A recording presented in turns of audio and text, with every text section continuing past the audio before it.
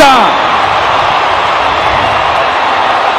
Mheshimiwa Rais, yatafuata sasa ni maonyesho ya ndege aina ya helikopta. Ndege hizi zikiwa ni za uchukuzi pamoja na operesheni mbalimbali.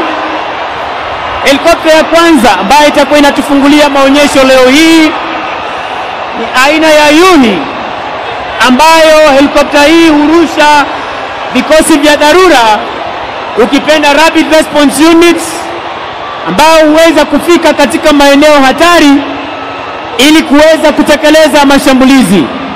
Kama tunavyoona kutoka upande wa kushoto, rubani huyu akiwa ndege hii ikiwa chini ya crew captain Meja Mugendi akisaidiwa na Captain Mwangi, wakiwa wanabeba ujumbe speciali kwa Jamhuri ya Kenya. Happy Jamhuri Day! Tumpe makofi marubani huyo kwa kuweza kuleta ujumbe huo speciali kwa Jamhuri ya Kenya na Rais wa Jamhuri ya Kenya. Basi Mheshimiwa Rais, zitakazofuata sasa ni ndege aina ya Fennec ikiwa imetangulia, yenye rangi ya kijivu, na ndege aina ya Bell 206 nyeupe kwa rangi. Fennec ikiwa ni ndege ya kupiga doria na pia kuweza kufanya mashambulizi, nayo Bell 206 ikiwa ni ndege ya mafunzo kwa rubani wa ndege aina ya helikopta. Tuwape makofi marubani wetu wa ndege hizi ambazo zinapita kwa sasa.